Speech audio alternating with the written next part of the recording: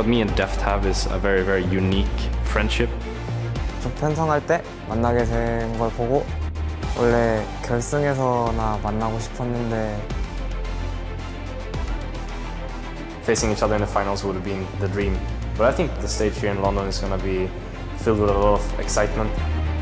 Mako, he's in trouble, he flashes out for Jeff! He's gonna get first blood! That's a double kill for the Jinx! On the board, it's a triple kill for Reckless though. They're turning onto Kid and Kitties. Quadra kill for Reckless. Both of us have a lot of things still to show.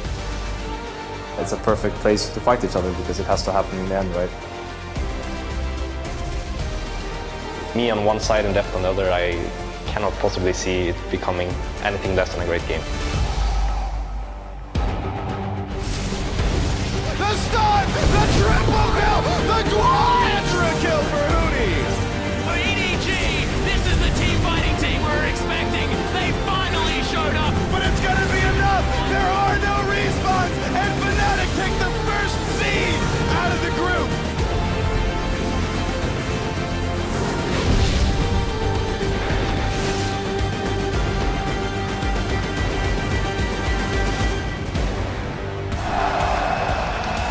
Hello and welcome to Day 3 of the 2015 League of Legends World Championship Quarterfinals. We're moving on to the second half of the bracket at the SSE Arena in Wembley, where the fans are out in droves and pumped as ever. Of course, we've got Fnatic coming up onto the stage, so you know there's going to be a ton of energy in that crowd anytime that team is playing. Earlier in the day, a real live champion select taking place outside the venue. Banned out and not pictured, unfortunately, is Gangplank. And of course, here you're getting a look at Edward Gaming making their way into the venue just a short time ago. Deft bringing up the real. He'll be going up against Fnatic, as well as his longtime friend and spirit animal, Reckless. Worlds will end for one of these teams, while the other will continue down the road towards the Summoners Cup. Hello, everyone. I'm James Dash Patterson, anchoring the analyst desk, where I'm joined by the head coach of Europe's Rockhat, Jacob Yamano-Kenan Medvi, the OPL's Jake Spawn Tiberi, and North America's own Aiden Zyrene Moon. Thank you for joining me for another huge matchup that will change the face of the knockout stage, gentlemen.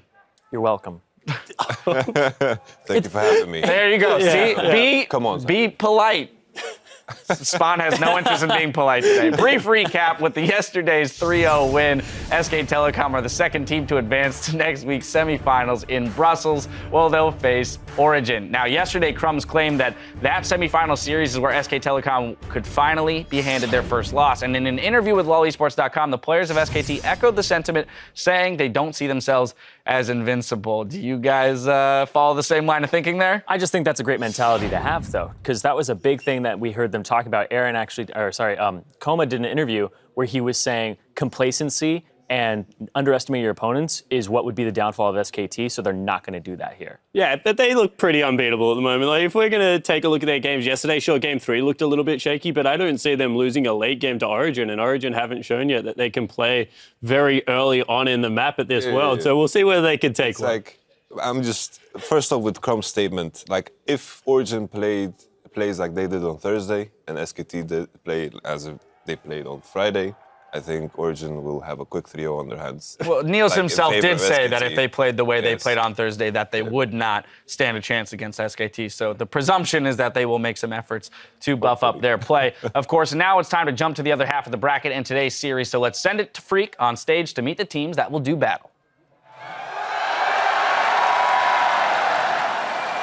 Hello, London! And welcome to Day 3 of the League of Legends World Championship Quarterfinals. We've already crowned 2 semifinalists already, and today we find the third.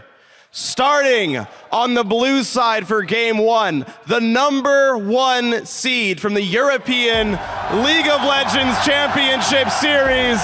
But it's Fnatic! There are no respawns, and Fnatic take the first seed out of the group.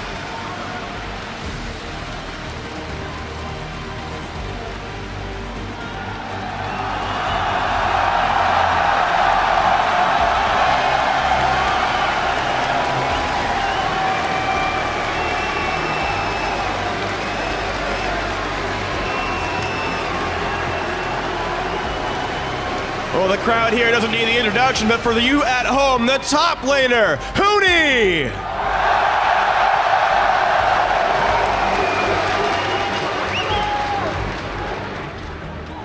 Roaming the jungle, Rainover.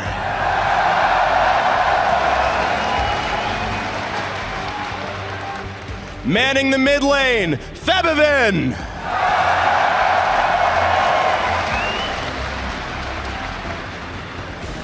At AD carry, Reckless.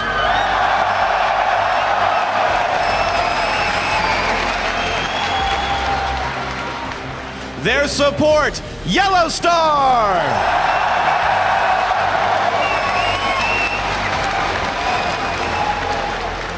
And Fnatic's coach, Daylor.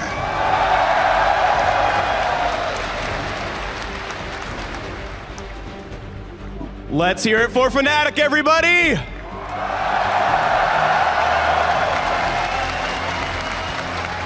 And their opponents on the red side, the champions of the mid-season invitational from China's League of Legends Pro League, Edward Gaming. EDG, this is the team fighting team we were expecting. They finally showed up.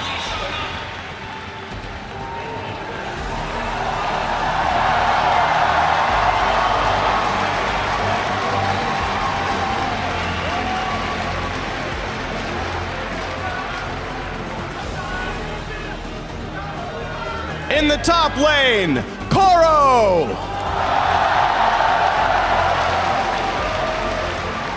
Ganking from the jungle, Clear Love.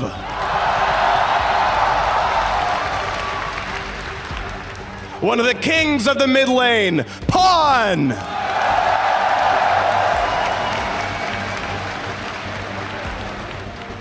Their AD carry, Deft.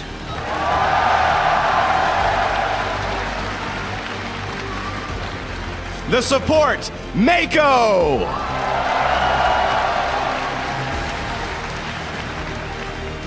Substitute top laner, Amazing J.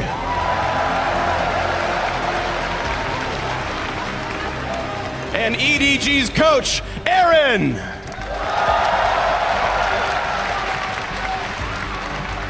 Ladies and gentlemen, EDG.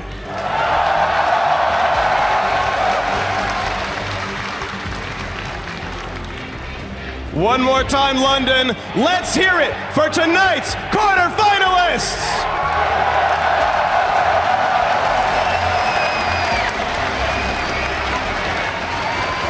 Well, there they are. A lot of history between these two teams. You have Reckless and Deft from Worlds last year. You have the fact that both of these teams went up against each other at MSI. So, the history between these teams is only going to fuel more what is to be a very, very strong quarterfinal performance, I'm certain. Yeah, they both also have a record of domestic dominance, and now they're trying to put that on the world stage and succeed there. Yeah, they both certainly had fantastic regular seasons. They were both challenged coming into their grand final. Fnatic were able to get theirs together and come through as the first seed.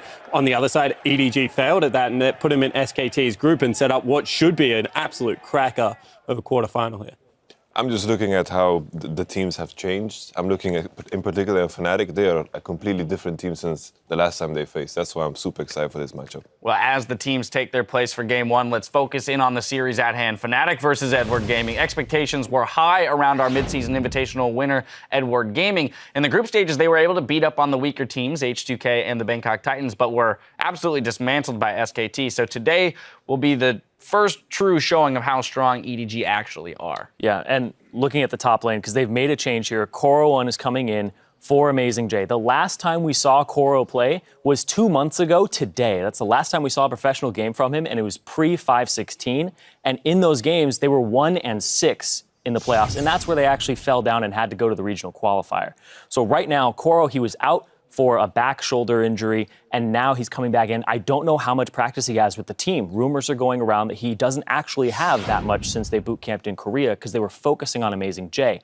How much does this guy have? Because they're bringing the captain back in, and one of their problems during the group stages was communication. He's a facilitator of the communication, and that's the bonus, the plus here they're looking to get from having him back on the roster as opposed to Amazing J.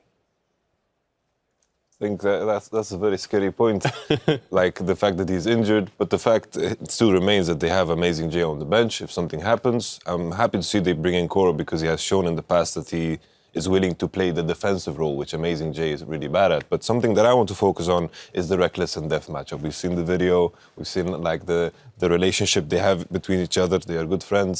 But like when I look at them both, they have a lot of history. They faced each other at Worlds last year. Samsung Blue versus Fnatic. I think, of course, Fnatic won once and Samsung Blue won once. There's a lot of history here when you're looking at these two teams. But of course, they're on. You saw Reckless going to, I think it was Alliance. And of course, after that, he was on Alliance and it looked kind of poor. And after that, he changed as a player. I think that is the most important thing. He's changed as a player and he kind of fit into the role as the defensive player in Fnatic. Like on Alliance, he got the criticism that he was very passive. And I feel on Fnatic, that role is perfect for him because they're playing around the top lane. And Deft as well, he was known as the teamfight AD carry. Like when I think of Deft, I also think of Imp, like Charizard and Blastoise in a way. And of course, Deft was the teamfight AD carry, Imp was the laner. And I feel like Deft now with EDG, he has evolved a lot because they're playing around him. He's dominant in lane and he's becoming a perfect AD carry. Yeah, Reckless himself has been outspoken about the fact that he's happy to take kind of a backseat on the team, play champions like Sivir or Kennen now, the new AD You were carry so that's been happy picked about up. that. I'm very happy about so that. happy about the Runon's Hurricane Kennen, but picked up, to be that kind of supportive team fight AD carry that he needs to be for the team. Yeah, it certainly has. And, you have to say that this is a role that Deft was very comfortable playing on Samsung Blue, but no longer plays on the EDG lineup. He's got a very aggressive support in Maker, and that does set them up for some success. But what I want to look at is historically, and in this Worlds, why the LPL teams seem to be falling down. And the first thing I do want to point out is the lane swap situation. This is something that the European teams and Fnatic especially execute on very well, whereas the LPL teams, we saw it in Invictus and LGD, but now even to a lesser extent, EDG, because they're not used to playing a very calculated lane swap. They're very reactive in the LPL and they try and take it far. A very good example, if you want to go back and look at it, is actually the game against H2K, where EDG stayed top lane and they dared H2K to make another map on the move while they took the tier 2 turret.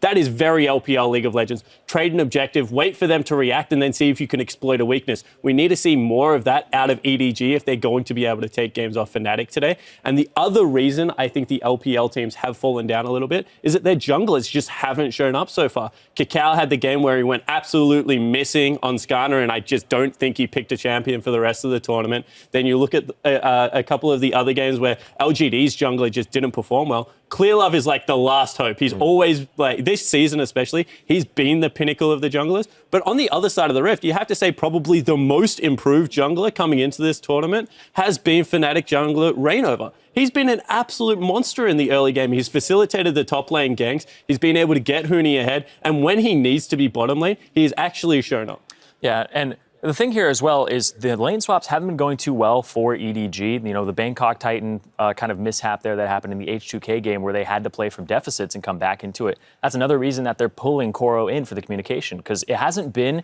the lane swap mechanics from what they've been saying. They're saying they aren't talking enough in their comms. They aren't communicating. Even though there's a language barrier between some of them, they don't think that's an issue. They just haven't been on the same page due to not having their captain. 100%. And another myth I want to dispel is EDG is not a team in the LPL that is dominant from minute 1 to minute 30 when they win the game. They fall behind over and over again. They give up early dragons. They look to execute around 22-minute team fights around the Baron area. That's how they won MSI, and that's how they would expect to play today. It's just that the tempo of the game is so much quicker than what League of Legends was at that part of the year. Now, in conjunction with the junglers, I want to take a look at the top lane. You already mentioned the fact that Koro is coming back in.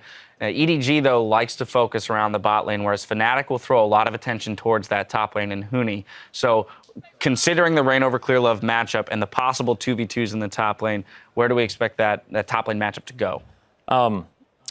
Honestly, the way things have been looking, if we see the same performances from both these teams as in the group stages, Fnatic will win the top lane because they put more resources into it at the moment. Koro, he has played the tanks in the past, the Maokai, the Gnar, and tried to play safe, and he doesn't get as many resources. They like to play to their bottom lane on EDG, and they like to get an advantage there. And that's something that hit them pretty hard during the group stages on EDG's side. They're focusing bottom lane, but Amazing J wasn't playing safe enough, and he got ganked, and he would die in the top lane. So that's what they're trying to remedy as well. Something that we need to pay attention to an extra much in this particular matchup, I feel, is the Elise. Huni getting some love right now. Just have to interject right now. You hear the fans. And of course, Reignover, which I assume he's going to get the Elise.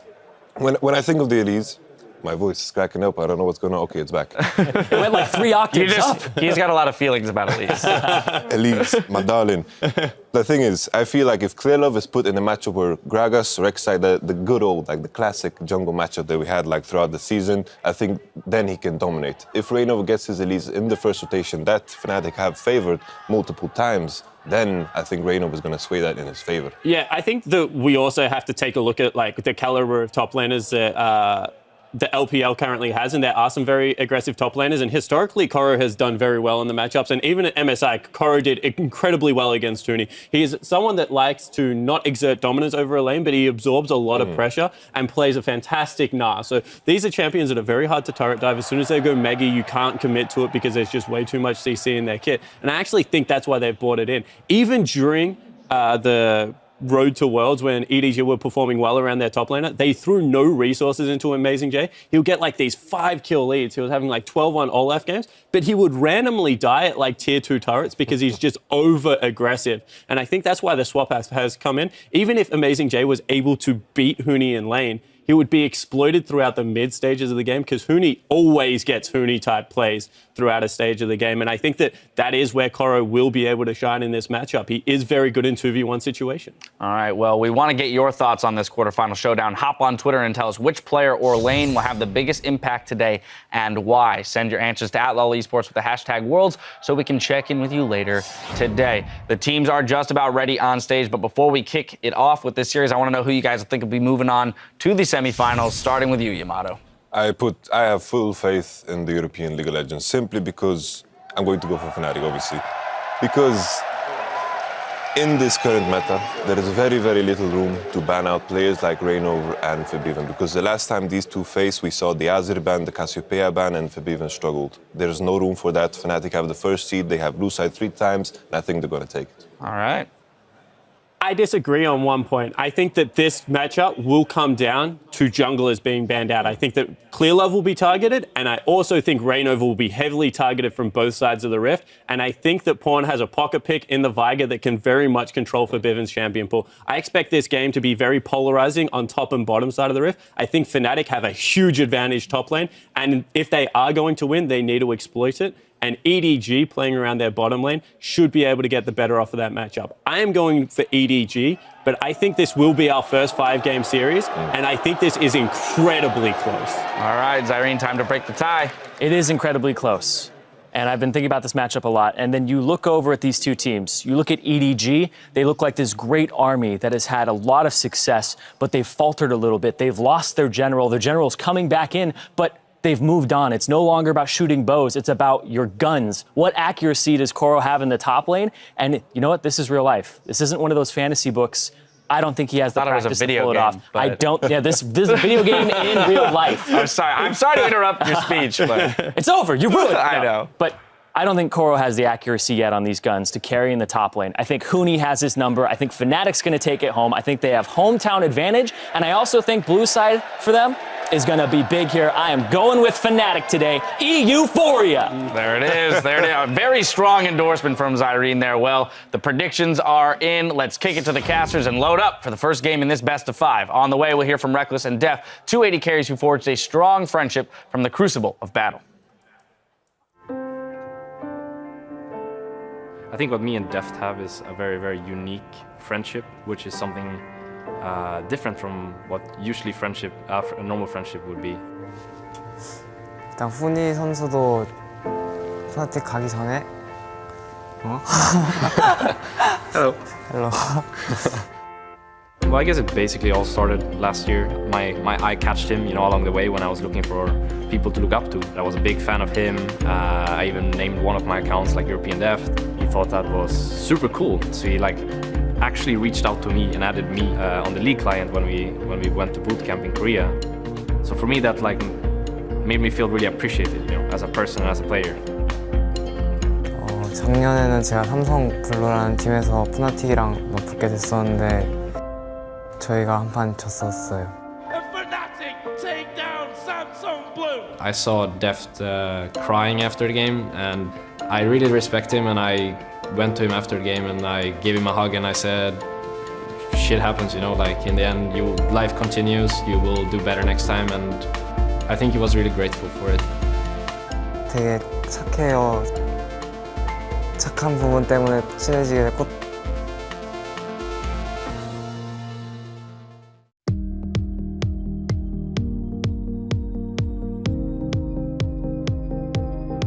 롤드컵이 끝나고 나서도 뭐 스카이프나 그런 걸 통해서 게임 내적인 거 정보 같은 것도 공유해서 친해지게 됐고 So we can talk about things very, very deep into the game. There's nothing to lose, right? You know, if I share some secrets with Deft and he shares some with me, and then we both evolve as a player. 중국이랑 또 한국이랑 북미랑 유럽이랑 이렇게 메타나 또 쓰는 챔피언들이 되게 다른데 분명 배워야 할 게 서로 있는데 만약에 제가 레클리스 선수가 없었으면 그냥 배우지 못했을 것들을 이렇게 대화 스카이프 같은 걸 통해서 알게 되고 What I have with Deft is just different from what I think many other people do not have. That we can speak about these kind of things without it like influencing my game badly when I'm facing him or his game badly when he's facing me, because that happens so rarely that when it actually does, we're both kind of in our ultimate form.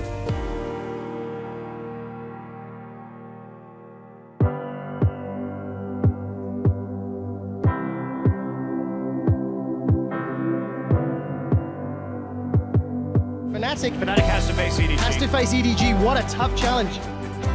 좀 편성할 때 만나게 된 걸 보고 원래 결승에서나 만나고 싶었는데 너무 빨리 만나게 된 것 같아서 좀 그랬어요.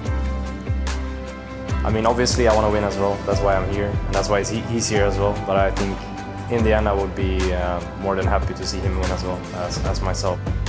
이게 작년에도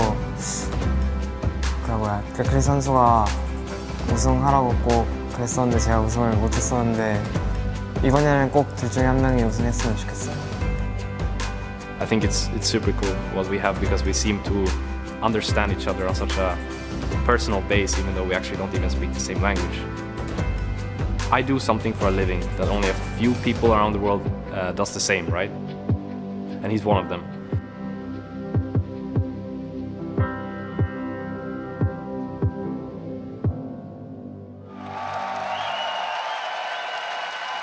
Absolutely fantastic video about two truly world-class AD carries. Ladies and gentlemen, I'm Trevor Quickshot Henry, shooting down the cast with Sam, Kobe Hartman Kensler, and Martin DeFicio Lunga.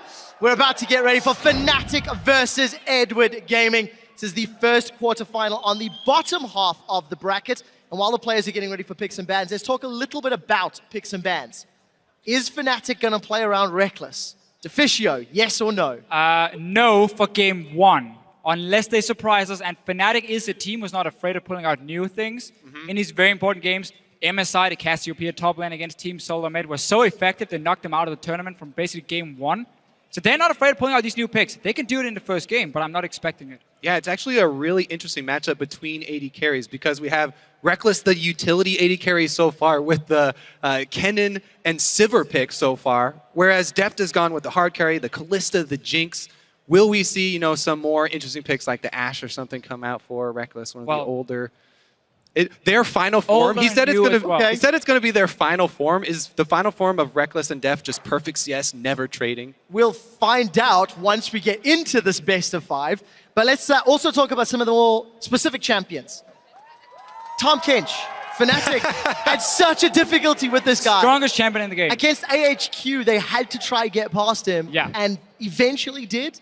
But it took a monumental effort. And truthfully, Fnatic were on the verge of losing that game to AHQ in the group stage. That game was lost. All inhibitors were down, and there was just one team fight left. Fabian went crazy, won it for Fnatic. But Tom Kench is going to be such a problem for them. We haven't seen Yellowstar play more than once, and that was back in the final of the EU LCS against Origin. I'm sure he can play it, but if you don't play around your AD carry like Fnatic doesn't do, Tom Kench doesn't have that much value. Yeah, and as for EDG's bans, I think since they're on red side, they may just be locked into the Gangplank, Mordekaiser, and Elise. Yeah. As I said many times, you don't want to give the Elise over to Reignover. He's already proven he will perform with that champion on the international stage, and it's just too much early game pressure to deal with. And I definitely agree with the first two bans from Fnatic. Kalista against Deft, you know he can play it really well. You don't want to risk that 2v2 bully lane. Tom Kench coming, we just said it. On the bench again. Fnatic doesn't want to play it themselves right now with the style they're using. So instead, they just ban it away to avoid Mako picking it. And first pick jungler, it is Rek'Sai as Elise has been taken off the table. And Clear Love has actually had Elise banned against him 3 times this tournament already. But we can really see what Fnatic is doing here, right? It's an AD carry ban and then 2 bans on targets that could buff up that AD carry or make him almost unkillable with the Tahm Kench. So really, they know EDG wants to play around Deft. Yeah, exactly. It's one of the reasons that this matchup between Fnatic and EDG is so interesting, because it's such a top-focused team versus a bottom lane-focused team. Meanwhile, another standard jungler being locked in here. Gragas and Thresh don't give anything away from EDG's side. And I think that's the key thing, because EDG knows Rek'Sai will be the first pick when they ban away that Elise. You're kind of saying, Reignover, take your second best champion now and also take that away from Clearlove. But he's played this matchup time and time again. He's fine with this. He gets the scaling jungler towards the team fights late on in the game. And of course, Thresh, we've seen from Mako, the pick potential these two guys have. And the way you can set up ganks in the bottom lane is very key. I would definitely expect Fnatic to save their solo lane picks here, because EDG will have to reveal either their mid lane or their top lane first. I expect EDG to save mid lane pick for Pawn. So if you reveal the top lane, then Fnatic can actually counter pick top lane next round. And this is one of the reasons. Flex Cannon. Yeah, Flex Cannon can obviously go, not support in this case with Alistar, but can go top lane, can go for Reckless or 2 Reckless as the AD carry. But what EDG can do with Koro now in this lineup, and why I think they swapped him in, and one of the reasons for it is the fact he can play a really good Gnar. Very safe matchup for him. He could even maybe go for a Malphite if he wants to, and take a lane where he sits back and he just relies on teleporting. He doesn't need any resources like Amazing J did to be useful. That's a very good point. You know, will EDG also change their playstyle though? You know, while Amazing J did make a lot of his own mistakes, the team also did not help him very often. We'll need to see how Edward Gaming play around their substitutes on Worlds tonight. Last night, I mentioned that all of the Chinese teams have performed better after moving in a sub. Let's see if EDG can keep that up. 10 seconds left on the clock. Potentially seeing that Jace, but it might switch at the last second. What are they going to lock in here? So, in case it is Jace. Oh. Okay, this pick. And it is. Can go to Deft. 71 unique champions. We were sitting here and looking a little bit at some of the solo queue accounts for Solo queue EDG. spine pays off. And Jace was one of them for Deft. It is a flex pick and go into the mid lane as well. So we're just gonna have to wait and see with the last pick. But this might really fool Fnatic if they haven't done the same scouting. I would desperately want it to be Jace versus Kennen in the bottom lane for the most ridiculous 2v2 bottom lane matchup that we will have seen. But yes, in all likelihood, it's probably going to Pawn. You know, this is a Pawn champion. He's been such a great Jace for so long. But there is that possibility that they could flex it to bottom. Question, if that is a flex, how do Edward Gaming round out their composition, and how on earth do Fnatic reply? So look at what EDG has right now. If you are going to run a Jace in the bottom lane, you need backup. Because obviously for him to all in lane, he's gonna go melee form, he's gonna jump in on the cannon. So a Twisted Fate is open for them in the mid lane. That pick, combined with backup Gragas and Thresh to set up ganks, that could be scary towards the bottom lane. Solo lane Jarvan or a solo lane Rek'Sai. Do you think? Huni will take it in top lane. And he's done it before. Yeah, we've seen this Jarvan before, and Reignover has never played Jarvan in competitive play. That would be a new one for him at least, but I'm expecting this one to go top into the Fiora matchup. EDG should know that could happen and probably will happen, but instead we get the safe victor as well for February. Now, if memory serves, when Huni did play that Jarvan top, it was against Elements, and the game was challenging, let's say. He had a terrible start. That's exactly it. Nothing. And then, after like 20 minutes, his team was winning. He got like 5 kills, and it was like, oh, Jarvan seemed to work pretty well for Huni. But we didn't get to see that early game from him where he was super dominant. I hope it's going to be Twisted Fate for EDG. I think it fits in perfectly with what they're building here. There's the flex. It's going to be Jace AD carry. We get it. Oh, I thought it was Can't so believe it worked. ridiculous. I know. When we brought this up, talking about it, we're like, nah, he's just playing around. But this is going to be the bottom lane Jace versus bottom lane Kennen matchup. Could you ask for a more interesting way to they're banning a start Twisted Fate AD the carry. quarterfinals of Fnatic versus Edward Gaming? But again, let's just really quick talk about this Jace. What is going to do? Okay, the all-in potential is going to be very, very strong. You have backup from Clearlove, who loves to sit around the bottom lane. You have Lantern from the Thresh, you have CC to set up, and then a Twisted Fate joining. They're even running triple teleport at the moment. Also, Jace is actually a really good champion just individually against Alistar. If you queue up the knockback for Jace in hammer form, you can cancel the headbutt and he won't be able to combo you. So he'll headbutt you and you'll knock him back at the same time. Won't be able to get off that pulverized. And we'll be able to interrupt it. Plus, they also have the Thresh where Flay interrupts as well. They're still sitting on triple teleport at the moment. Add in a Twisted Fate as well. That's in total 4 globals coming in for And EDG. Featherman's running cleanse in that middle lane. We'll wait until they lock. They did. They went into game with Flash, 3 teleports. teleport, AD carry, death. It is happening, and it is happening here in London. Hit up Twitter with your votes. Hashtag FNC win if you think Euphoria is the way, or hashtag EDG win if you think Eulogy is the way. It's game 1 of the quarterfinals. I'm so excited to see if EDG change their ways and actually try and focus on top lane now, because this Jarvan Fiora matchup is really, really snowballing. If Jarvan gets the first lead there, he can 100% Fiora. And yes, Fiora can riposte, but you have to have a really quick reaction time to riposte the Jarvan combo as soon as you hear the flag go down. Yeah, I'm looking at a Jace and a Twisted Fate that's very easy to lock down for Jarvan once he gets rolling, or if he gets rolling up in that top lane.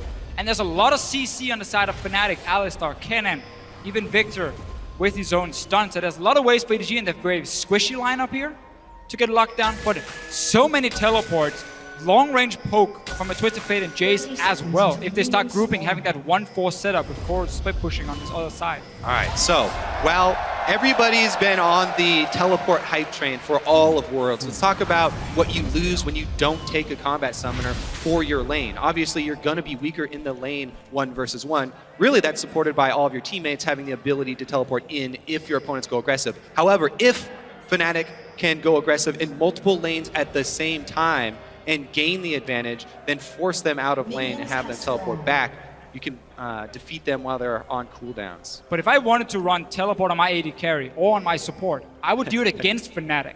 Because again, they are a team who does not play around Reckless and Yellowstar in the bottom lane. They will sit very often and farm alone and get no help. So if you know you always have your jungler as backup and a teleport from top and from mid, I would feel safe enough not running a defensive summon. And look at the starts from the junglers. This is exactly what we're talking about for both of these teams. Reignover starts on the bottom side, so he'll end up top by the top side, you know, where he's usually around Mooney. And Clearlove is starting on the top side. Well, he'll end up on the bottom side of the map to try and help Deft. And Fnatic is pulling for him, so he doesn't have to use an early potion. He gets the camp down faster and rushes towards the red buff, so he will be slightly ahead of Clearlove once he reaches that top side. But again, it puts Fnatic's bottom lane behind because they don't get a camp. Deft is level 2 already. He's got himself a ward, some additional potions from securing that Gromp. And gents, the theory of the AD carry teleport has been explained well. Let's see if EDG's communication can step up. Because with Amazing J, they did not look to be on the same page. But we have heard Analyst Desk discussing the leadership that Koro can bring. But he's also not on a tank, so he may also want some assistance and some support on that Fiora. Well, he's had about 4 or 5 weeks now to practice the new meta picks up in the top lane, and while his performance in the playoffs last time we saw him wasn't great, he got benched. Amazing J stepped in for regionals and did really well. Koro is back and he's here for quarterfinals. Clearly the team believes in him. Yeah, here we go mid though. Reignover, level 3 going for the Rek'Sai gank. Looks like he may be able to get... Oh, he misses even the Praise Seeker, so he gets 0 damage out of it. Wasted very little time, though. Did show he moved towards the top side of the map. So right now, it's very easy for EDG. You can see Koro already gone back to his own tower because his team is communicating. Careful, Rek'Sai going on top side. Don't risk the combo from a Jarvan that is so easy to set up a gang into the next knockup from Reignover. Yeah, and he's actually using his teleport back to lane here for Koro. So that is 2 of them down. All three of them down. actually been expended. So I talked about working around those cooldowns for the teleports. All of these laners are much weaker in lane. Really, the difference is going to have to come from the extra Doran's Blade that Koro bought Versus the with blue that buff. purchase. That Feathervin has now been donated. First one of the game. So already Feathervin had shoved Pawn in. Pawn's picked up that additional Doran's. Feathervin's going to have to do a little bit more work with that blue to maintain control against Pawn. It's such a funny setup Fnatic run. The bottom lane doesn't get a camp alone. They give it over to the jungler or to Huni normally. And Reignover rarely takes away his own blue buff early on because he gives it to Feathervin. He can use it more in that mid lane. So they're trying to really split the resources quite a lot. And because they're playing a utility AD carry, they don't care about Reckless falling 5-10 CS behind. They're paying it forward. Bottom lane gave a leash to jungle, then jungle gave the early blue buff Then to they mid. gank for Huni. They're such great friends. Here, look at this invade from Fearlove, though. Does get down some early wards.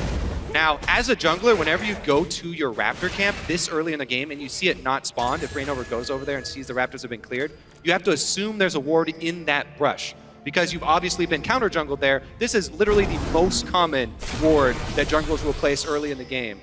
Right now, just because he just switched over to his sweeper, he doesn't have it ready to activate, but he's got to know that he just went through wards. Instantly pinged the location, Kobe. He'd get himself into trouble. Well aware. Gold card is already primed. Reignover gets tagged, but he channeled the tunnel already and gets away relatively unscathed. Yeah, Pawn jumped the gun there a little bit. They had him right where they wanted. Full vision on him, but pulls the trigger early. Well, Mountain showed us yesterday just how slippery a Rek'Sai can be. Reignover sticking around for this invade, and there's seems to be a little bit of movement from the mid lane. The Death Ray catches Pawn. Reignover's not going to get the knock up, and the gold card did connect. Reignover's still got flash, is going to need to channel.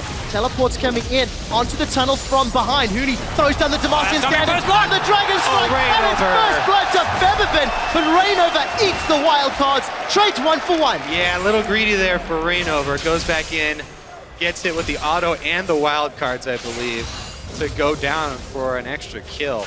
Fnatic would have had that clean first blood if not for that. Not very often, though, we see Fnatic put so much attention towards the mid lane. Early on, Feathervin farms under control mages. Normally doesn't do a whole lot, but they really want to shut down this Twisted Fate. Early on, it meant Reignover showed himself twice, and EDG knew what was going on, but didn't respect the fact they didn't have a teleport from top, and Huni did. Yeah, actually chalked that up to sort of a fumble by EDG because they were the team with more information. And they got played there. 3 teleports down, and they let Fnatic create a play while they were down in teleports. Reckless just got chunked real hard down bottom, and Huni, he's been challenged. Koro in his first game at the World Championship flashes forward aggressively. Destiny gets channeled by Pawn, and Huni is caught by the red cards. Gate is revealing his vision. Koro lunges forward. Red card, yellow card, blue card. Pawn's looking for the trigger. Pulls it on the gold, but Huni's managed to get away.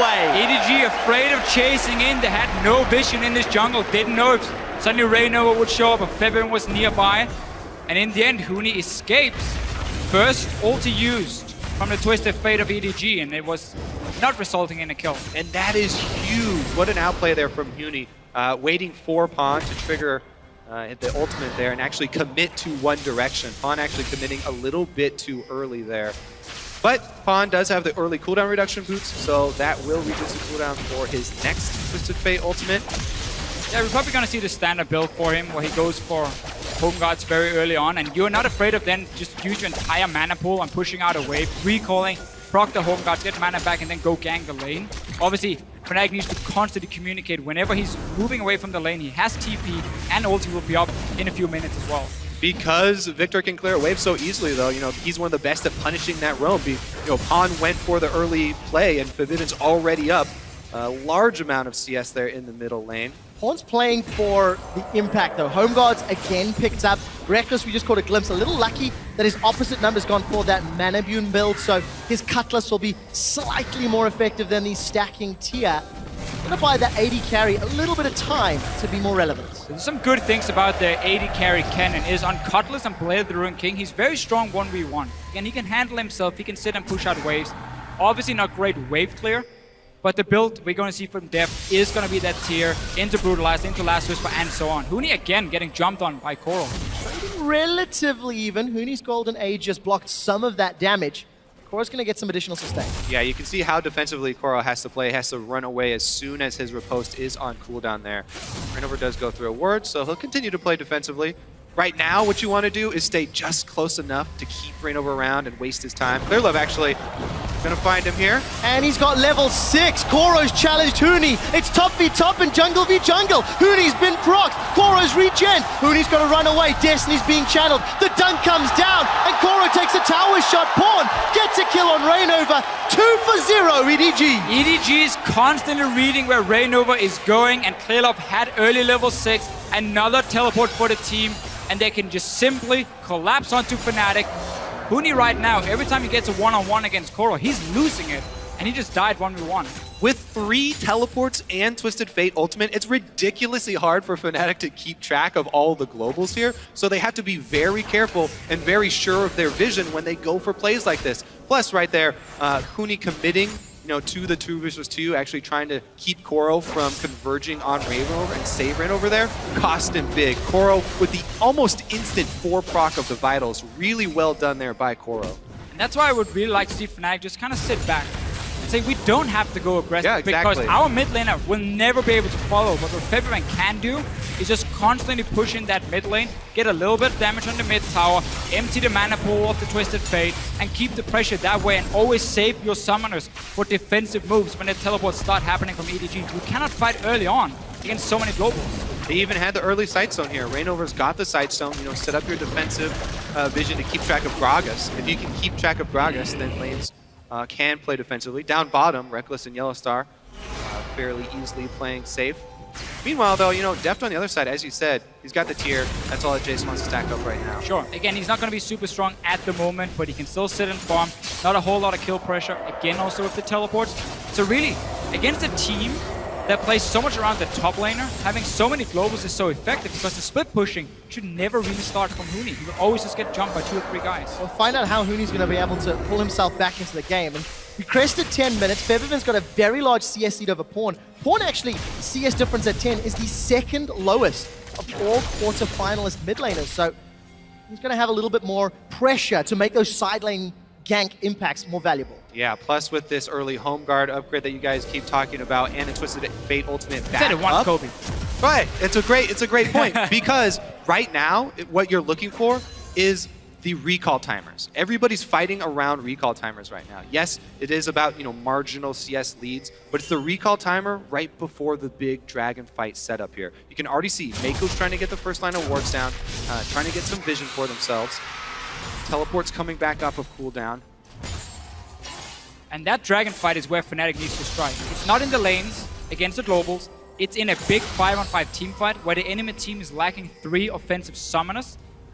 We also see a Rod of Ages being built in the mid lane, so that's even slower stacking up. The first dragon is where Fnatic needs to be ready to fight. You have a cannon with his ulti, you have massive AoE from Febiven, and Huni can catch out some of these low mobility targets. That's where Fnatic want to strike, but they cannot fall further behind.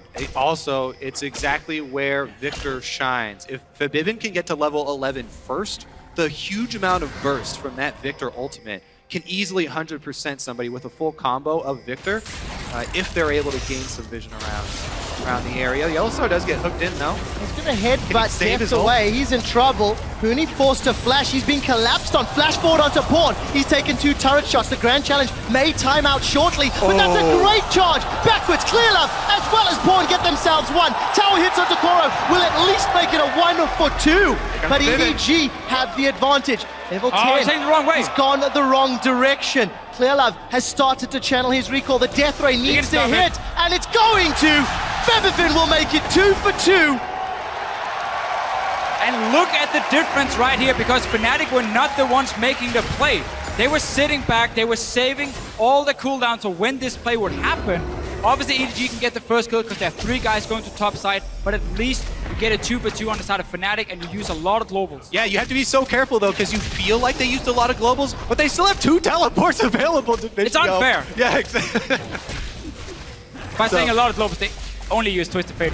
So take that one back. Take that one back. All 3 teleports will be available for EDG in just a couple of seconds. And that first dragon fight is still looming. As far as Fnatic are concerned, they've got first blood in every single one of the games they've played at the World Championships thus far. They've got the first tower in every single one of the games they've played thus far. First tower's yet to fall in this matchup.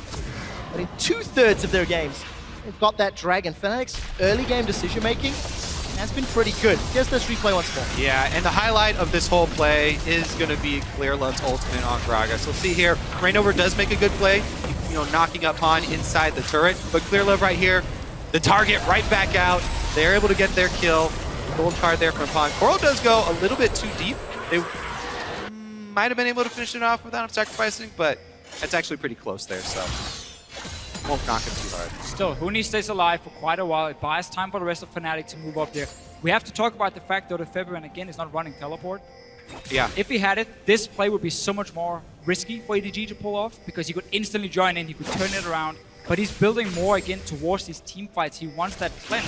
So he's going to be so hard to kill late game when EDG try and go for him. The thing I like about all of this globals and the fact that EDG can hit Fnatic where they really are strongest in their skirmishes and playing around their side lanes is the fact that Fnatic showed weakness to that exact playstyle in the summer split. He's now been jumped on by Koro. Oh, very nicely played. Will be able to get that knock up and escape. And gets the grand challenge out of Koro, who hit level 11 first. So we have TP for both top laners. Huni has ulti ready as well, and you can see Fnatic already started roaming around the dragon down here on the bottom side. They want to get these team fights going. Pawn's going to get dove here. They've got Alistar coming in behind the turret. Oh, Pawn's in so much trouble. Yellowstar needs to hit his combo. Flashes for the knock-up hit, but Pawn backwards. Mako saves him, keeps him alive. Huni's in trouble. He slides and glides and dunks down. Will lock in Gragas, but it may not be enough. Reckless will sidestep the shock blast before Pawn has teleported with 100 hit points. He flashes it and gets the kill. Rainover died on the top half of the map, and EDG decimate Fnatic. They just completely outplayed The dominoes are still going down here. It's just Yellowstar. Is this actually going to happen? Yellowstar's feeling confident. The Unbreakable Will is available and the Exhaust. Yellowstar wants to dive. He's got the teleport and Yellowstar's pulling back. Febiven's arrived, but Koro may want to fight, and Fnatic feeling the pressure, down 2,000 goals. So we have this dive in the mid lane. Mako, he saw it, he moved in, he saves his mid laner first. And then we have fights in every single lane. Fnatic pushing on this tower, Koro's here to defend. I love the chain reaction when there are so many globals in the game. One fight breaks out on one side of the map and immediately 3 other do. Now we also want to see if Crow face checks his brush. Looks like he's going to skirt around it. But again, checking back in on that EDG story, they focused a lot more around top lane to get Koro ahead, to make sure that Koro succeeds with a lot of these globals, to make sure that he can then affect the rest of the maps. Do they cancel? No. All spotted on the pink ward. So they play more around Koro.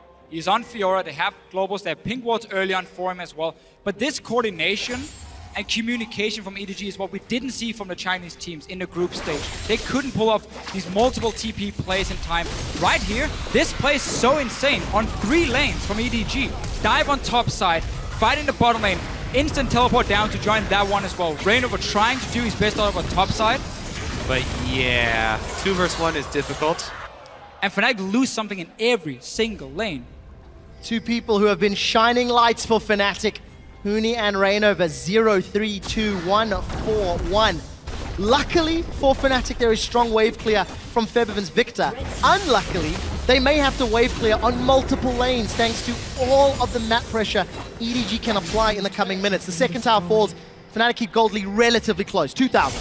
Oh, well, we have another face check here. Let's wait for this fight to be over. Huni's going to chase down. He's going to find the Vital. Huni's going to slide himself to safety. But Koro's winning the duel time and time again. Again, Clearlove top once again. They just want to make sure that Koro keeps Huni down. Another tower dive incoming. There's no flash for Clearlove, but he connects the body slam. Huni's caught for a little while, flashes the cask and gets knocked backwards. Will Koro and Clearlove get away? Rainover is going to go for the knockup. He's not going to find it. Koro puts the challenge onto Rainover, and Yellow Star's still far away. Huni's got the Cataclysm. He needs to find the target. Yellow Star's lumped up Koro, and Maiko with the Lantern of Life. The Thresh, so underrated in these global comps. We talked about it being so important for Origin when they were running the double TP. Maiko has saved the mid game here for EDG. Remember, all of these plays that EDG made across the map, up in top lane and down in bottom lane, were because the mid lane dive that Fnatic were trying to pull off failed. When that tower dive failed with 4 people from Fnatic committed, EDG just got to spread across the map and punish Fnatic so heavily. If it wasn't for that, it would have been a trade. You know, just top lane Huni dying, for mid lane Pawn dying, and Fnatic would have got that mid lane turret.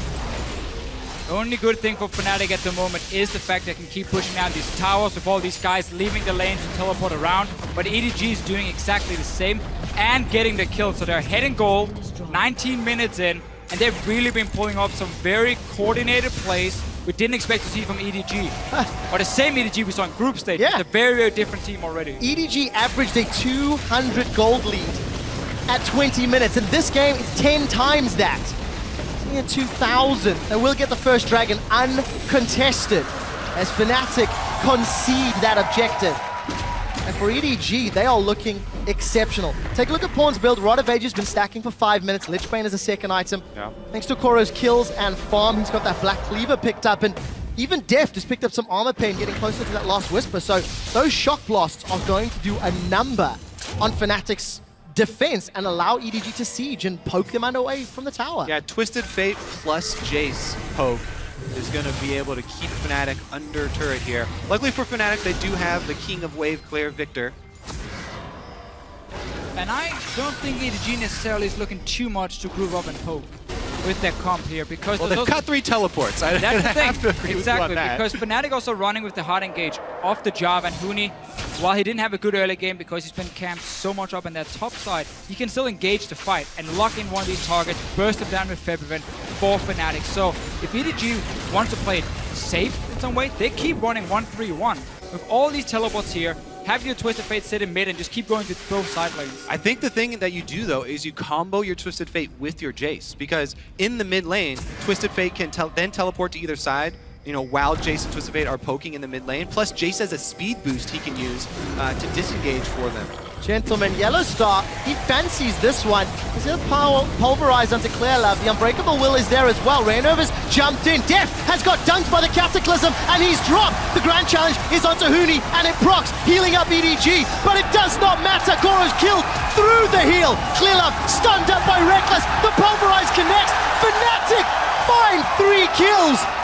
And may set their sights on Baron. They've peeled backwards. We just talked about how EDG does not want to group up, because then the hard engage from Fnatic can happen. And what do we see? Well, they get the fight. They start the Baron. Yes, they're going for Baron here, and it's just Pawn and Maiko on the outside, going to try and poke them off of it here. Find out if they do.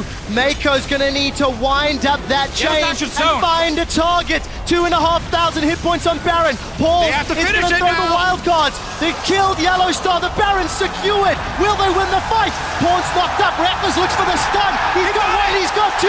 They've got Baron. Fnatic lead EDG.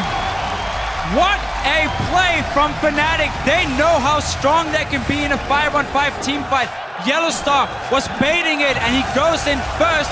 Raino with the flank. Everyone from Fnatic collapses. You have to be decisive when you're facing this much global pressure. And Yellow Star, the captain, the shot caller for the team, makes the play. He dodges the hook from Maiko, circles around, Raino teleports in, and they're able to get the fight they want.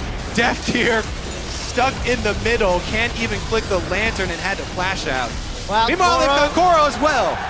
Again, this time around, Fnatic catching Koro, the straggler. What's going on here? We just praised EDG for the coordination there. Great communication, suddenly using 3 teleports. Koro just got completely caught out for absolutely no reason. Grouping up earlier as well. Get the team out for Fnatic. They just turned this game around. You have to be so careful when you are running a high pressure team with multiple teleports, you have to coordinate your pressure. You can't just have one person splitting while the rest of you are, half your team is purchasing in base. Everyone has to coordinate their wave pushes. Bottom and top need to push at the same time. There, Koro was just pushing by himself. Nobody else from EDG applying pressure. So Fnatic collapse and they get a nice kill. With Baron buff afterwards, it means they get a whole bunch of objectives afterwards as well. And of course, because Deft was dunked so early on, he never got to deal damage. Febiven's early advantage gives him some help. So congratulations to Fnatic. They knocked down the inner turret in the bottom lane, knocked down the inner turret in the middle lane. They may lose their top lane. Pawn has got a large minion wave to play with, has got a Lich Bane as well, so it's a 2-for-1 trade, and Fnatic are peeling backwards. Their recalls were interrupted. This is a play EDG has pulled off quite a lot back in the LPL, but they're trying to always trade objectives. They knew, okay, we can't really defend properly. They could maybe even tower dive us if we tried to. Our only wave play is the Twisted Fate at the moment, so they use him instead just to get something. So they take a tower, but Fnatic can still be super happy with the last 5 minutes. Especially with the Baron buff on Fnatic. So difficult to try and clear those minions. So EDG do get something back for themselves during the duration. But that was the whole discussion we had before here. You know, what do you do with your EDG? Who do you send down to the second side lane? Because you have Fiora sitting in one of them split pushing. Do you send down Deft to sit on his own with the Jace because he doesn't offer that much wave clear in the mid lane and you want to have the Twisted Fate who can go to both lanes? Do you group them up and start poking? Again, that's so risky because of the hard engage that can happen. So they need to be able to put pressure on all 3 lanes. You can see Deft go towards top side now and set that 1-3-1 up for EDG. But they're so far back on the map.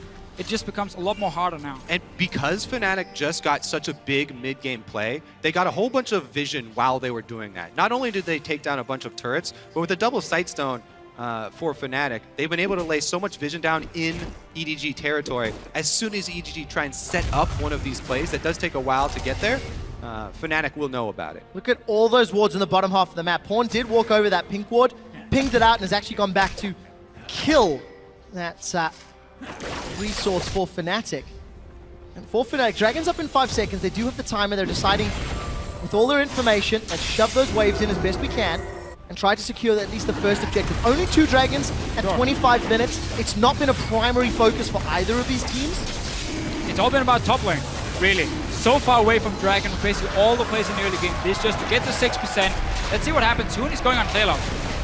Yep, he's caught him. Bailove's in trouble. He's going to get headbutted out of the Cataclysm, but Hooney follows up with a great Dragon Strike. Another pick here for Fnatic. And again, that Dragon that Fnatic got is actually fairly big because, you know, 26 minutes into the game, the 6% does mean a lot, and it was awarded to them because they had so much deep vision from that last push.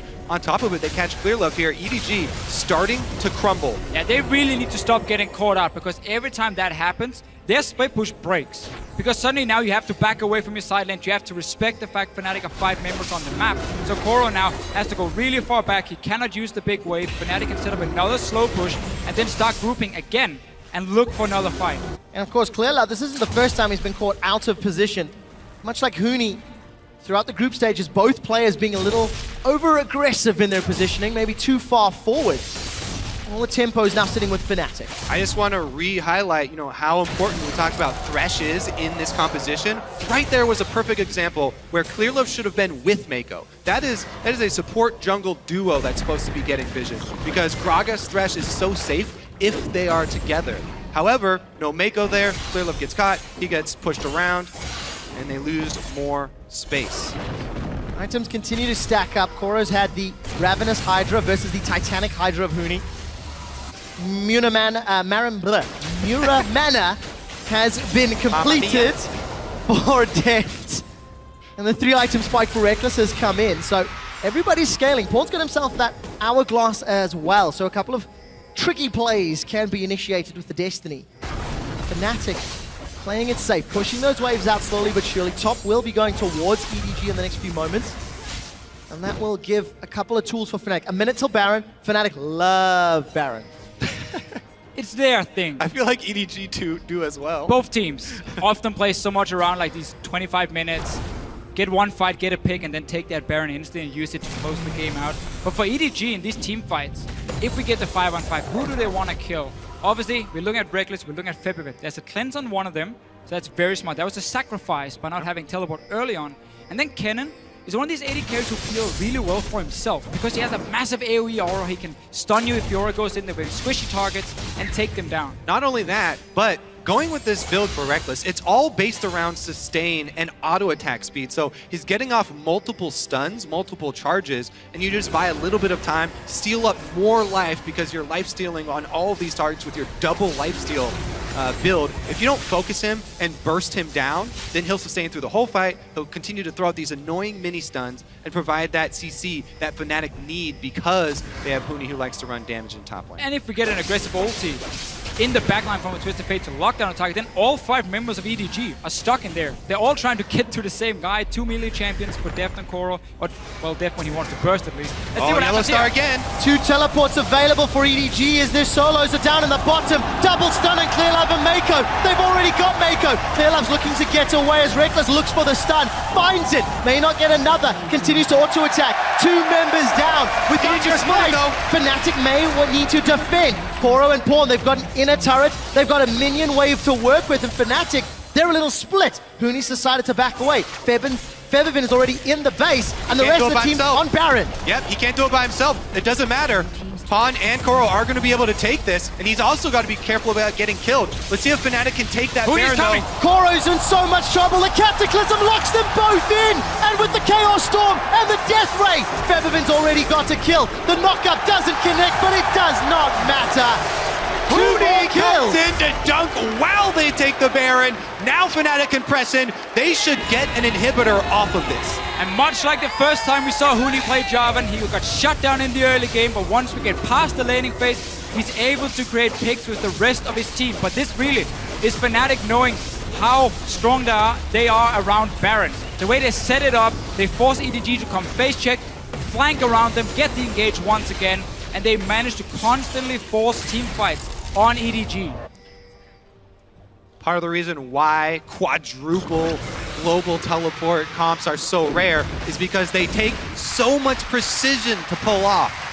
Quite a lofty task. So I will admit, after watching this Jace pick from Deft, I was super hyped at first because you talked about how he played it in glad we solo were on queue. it, but it hasn't really shown He's really up done why. absolutely nothing. Meanwhile, the Kennen, huge for Reckless. Even laning phase, completely even. Deft always used his teleport back to lane. He had no pressure on the map really. Huni's gonna catch him. Well, a little bit of trouble here for Pawn. Lock up, Oh! not gonna happen. Pawn makes it out with 200 hit points, but Fnatic with the Baron-empowered minions, they're knocking on the middle and bottom lanes. There's a teleport to the inhibitor. Pawn is going to secure this one. He may even be able to get out alive. He's definitely been reviewing the He backdoor has no tactics. minions though, But at all. Huni's got home guards, though. He's got home guards. He's coming in for the repeat dunk. There is no Cataclysm. I think losing 1 life for supers might be worth it if the rest of EDG can defend. There's no teleport for Huni. But Fnatic he was the back up wave in the player. base. He was the wave player that just disappeared to take an inhibitor, nothing else. There was no minions, so he couldn't go further and threatened to backdoor the Nexus as well. So Fnatic knew, okay, well, he's gonna get 1, but now we don't really care because he's gone. We can easily just push up. Huni's going to join his team, and that's 5 members from Fnatic. They can dive EDG super easy. Cataclysm's only a few seconds away, but this tower is down. It has been deconstructed in front of EDG's faces. The second inhibitor falls, and there are supers on 2 lanes for Fnatic. This is the single lane for EDG. I do not think that was worth it. Just even if he traded 1 for 1 in terms of inhibitors, because Huni could even have stayed with his team and just went straight for EDG. If you look at that gold difference, when teams have had a gold lead at 20 minutes at the World Championship, they have an 89% win ratio. Currently, Fnatic's looking to be the 11%. They've turned the game around after 1 successful team fight. 1 misstep from EDG.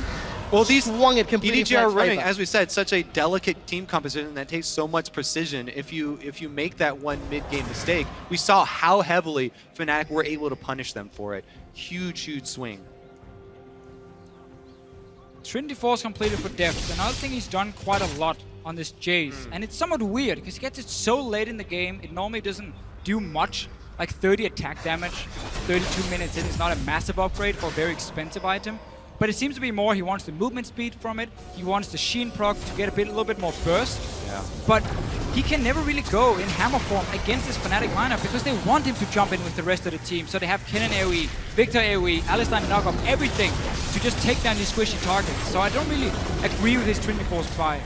Korn has realized the error of his ways, joined the rest of EDG to wave clear under this turret. Baron has worn out, so Fnatic are waiting for those supers. They're pushing through the middle lane quite deep. Unfortunately for Fnatic, there's going to be multiple supers in the bottom lane pushing against them, so there is a little bit of a timer working against this top lane siege.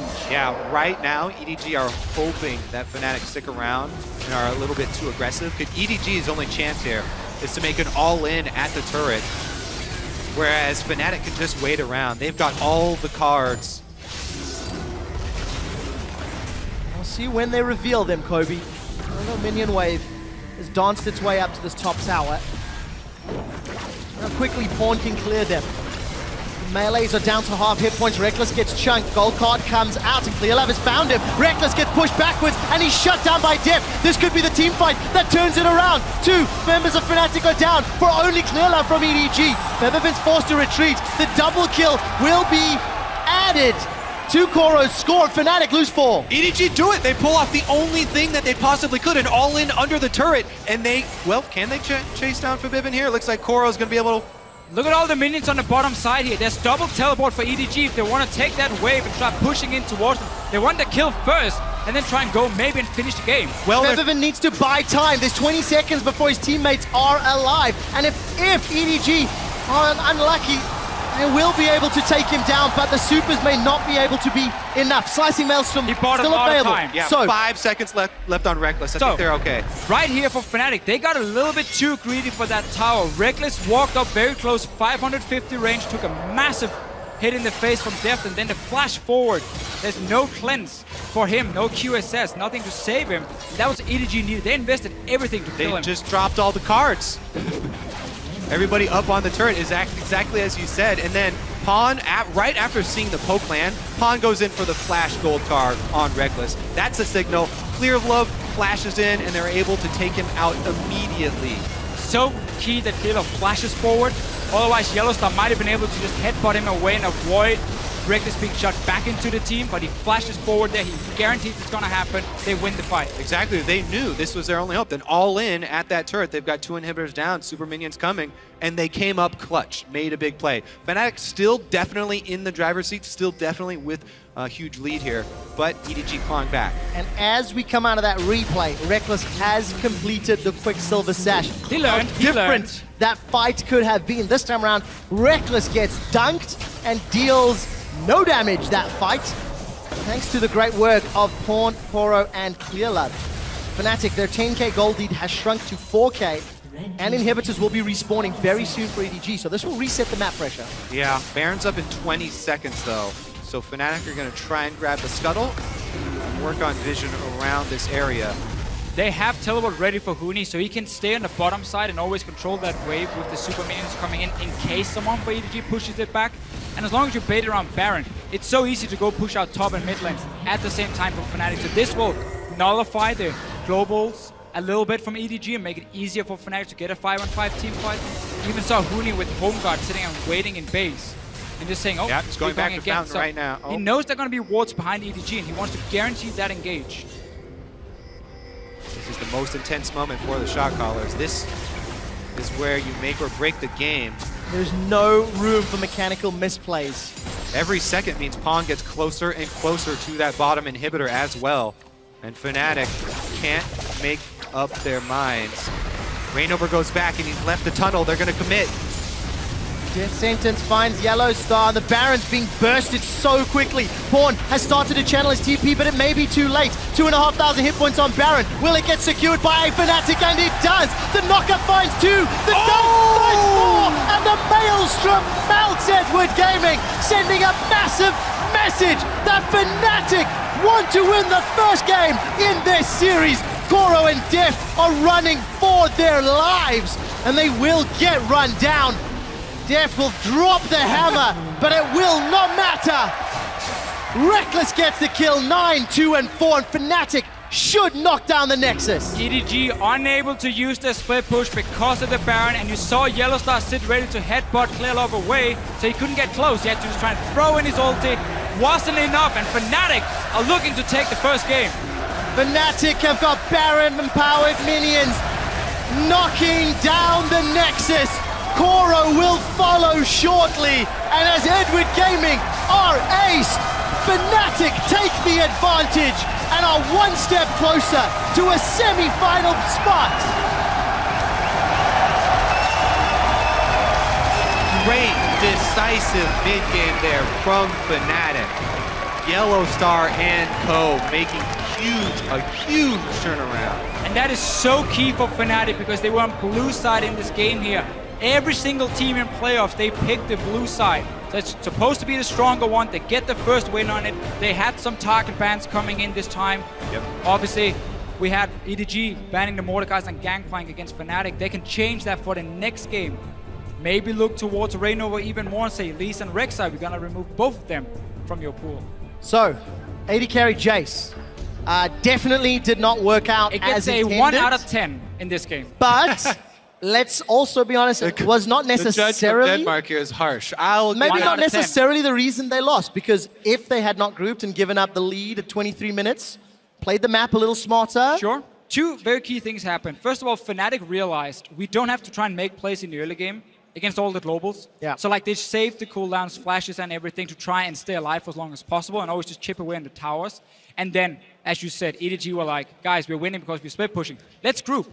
Let's go around mid lane and see what happens and instant engage Baron. So here's one of the reasons why I just like the AD Kennen so much more as far as these novelty AD carry picks, because it's so important to have a safe AD carry that can lane and get CS while your support roams. Support roaming is so big here at the World Championship. Not the finals yet, at the World Championships. And we've seen the teams get punished so heavily for it already when, you know, Mako and Clearlove are separated. Big things happen for Fnatic. And they made it happen, found the opportunity. Fnatic take the advantage in the series. We're going to head over to the analyst desk. They're standing by to take a look at that game. Thank you very much, guys. I'm joined here by Jat and Freak to break down that very first game of Fnatic versus EDG. Whew, what a game it was. A fantastic game. Let's just start with that. Absolutely. I mean, there were so many cool things going on here. We got to see triple teleport come out. That was interesting for sure. We got to see some really tenacious calls as well. The 21-minute semi-ace where Yellowstar makes the right call to go for Baron because the chance of a steal is actually quite low. A lot of very, very smart choices made this game. A lot of stuff. So let's start by the early game and the picks that came out. Obviously the Jace AD carry, but maybe more surprising, all of the teleports. How did EDG use that to their advantage in the early game? Yeah, so interestingly enough for EDG, the Jace teleport never actually teleported to make a positive play, so it played out mostly like a double teleport team with Twisted Fate, which still had a global advantage, and they mainly used the teleport bottom to try and keep map pressure on that side. You would have actually expected Fnatic to attack the teleporting AD carry since he had no second defensive summoner a little bit more early on in the game, but because that wasn't happening, EDG kept finding numbers advantages throughout the rest of the map. And something for Fnatic, sorry to cut in, which is a change from sometimes the overconfident plays we see them making in the past couple of weeks. When it happened a couple of times that they got dove on with a couple of teleports, the next time they were careful and they waited it out. I mean, yes and no. We actually saw a lot of kind of bad plays. There was the kill that was initially off screen and the replay happened. Reignover chasing into a 1v2 under his own turret after Huni already got dived. Reignover's like, me too, I'll give you some kills. And the Koreans on Fnatic started out like 2-7 total or something like that. And a lot of that, to be honest, not to blame Huni for this one, but he picked himself into a bad one-on-one matchup. Jarvan's never going to 1v1 Fiora, to my knowledge, but for the team fight, it makes a whole lot of sense, be a follow-up CC. So picking for the team fight rather than the lane, EDG correctly identified to attack the lane in the laning phase because it's going to work, and sure enough, it did. But then the team fight's exactly what Fnatic picked for. Those did work out. Yeah, and let's take a look at one of those team fights that swung the game back in the favor of Fnatic when they grouped up and, well, showed what they could do versus that EDG composition. We can roll the clip. Yeah, and this is Fnatic only having one teleport and using it aggressively, but it's exactly the type of team fight that they're picking. The Alistar, Victor, Rek'Sai, lots of these AoE CCs, as well as the Kennen who can jump in here. Deft did not do damage in this fight. I think we saw afterwards it was something like 176, burns both summoners and still dies. But this giant cluster of particles are mainly good for Fnatic because most people are stunned inside Reckless's Kennen ultimate. Every time Fnatic could successfully group, they had the superior teamfight composition because Pawn was never set up properly. They couldn't poke very well with depth. And the aggression of Fnatic in between the windows of being exploited by EDG's global compositions are ultimately what won them the game. And as Freak was saying earlier, this was an incredibly smart Baron call. Right, so the only guys alive are Mako and Pawn, and Yellowstar, look at him. He's going to realize that, look, I just need to buy some time, make sure my team doesn't get AoE, so he happily walks into death. He doesn't really care. The rest of Fnatic off-tank it properly, then just a very good re-engage. It's a 1 versus 3. You're pretty much never going to win a fight like that. Not a lot of damage comes out of Thresh. You know, that's good stuff there. I do want to highlight one small thing in the beginning of the team fight, though. Def did not seem like he was all that used to playing with teleport because he teleported right like here. an inch He next to TP'd him. on a lantern because he's used to that button being summoner heal. And I know I've like tried to run exhaust AD carry before and like done nothing with it. Like that happens sometimes, and he clearly hasn't played it enough to have the right muscle memory in a team fight. Yeah, and there we see Fnatic huddling, of course. Need to keep calm, only 1 victory. They need to get 3 if they want to win this best of 5, but good signs for them.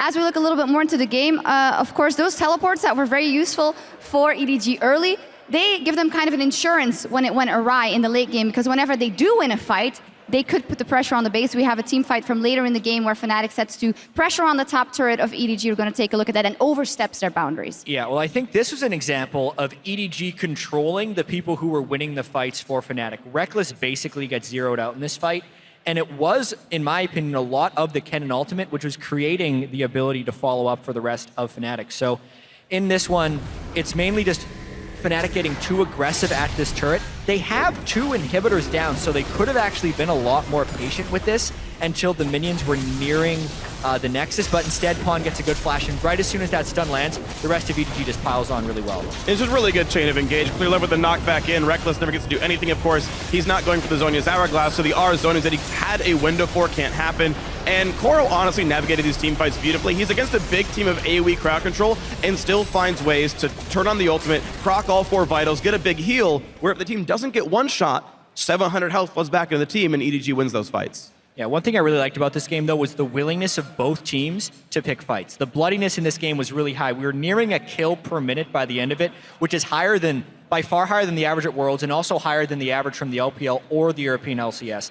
And I actually think we're going to be seeing a lot more of that from these teams just out of the picks from game 1. Huni very willing to pick an aggressive choice, very willing to opt into weaknesses to get advantages elsewhere. So we're seeing a lot of mismatches just based on the coaching and picks and bans, which always leads to more interesting games. Yeah, maybe to close this off, we did see the teleport strat in game 1 coming out of EDG. Will they completely overhaul that strategy? Would you?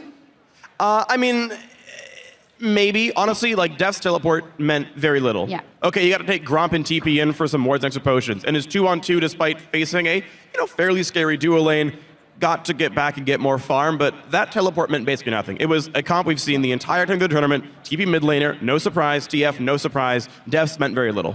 Yeah, I think double TP is the thing we're going to continue to see. I don't think triple TP is the thing we're going to continue to see, and I expect Def to pick more to win the lane. I think he can punish Reckless's Kennen if he continues to go for that pick. He's been practicing a lot of Caitlyn, which is something we saw yesterday, and has a very favorable matchup against the Kennen if they can manipulate that lane matchup. So I think that's what we're going to see from EDG in the next game. Yeah, a lot of tools to work with from both sides, but it was a fantastic game 1. We're going to step away for 1 second, or a couple of minutes actually, but when we come back, it's going to be game 2 between Edward Gaming and Fnatic for that spot in the semifinal. More World 2015 coming your way right after this.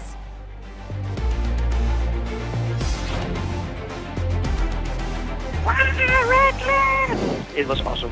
I was trying to look for the goal, we did it also. Couldn't find. Martin the Heartbreaker. Onto the tunnel from behind. Huni throws down the Demacian standard. And the Dragon Strike. And it's first blood to Featherfin. Pawn's in so much trouble. Yellowstar needs to hit his combo. Flashes for the knock-up hit, but Pawn backwards. Mako saves him. And EDG decimate Fnatic. Jeff and back, Jeff and back. Can I? Base. JCQ. Good job, really good job. And he's shut down by Def. This could be the team fight that turns it around. 2 members of Fnatic are down for only clear love from EDG. The knockup finds 2, the dunk finds 4, and the Maelstrom melts Edward Gaming. Fnatic are 1 step closer to a semi-final spot.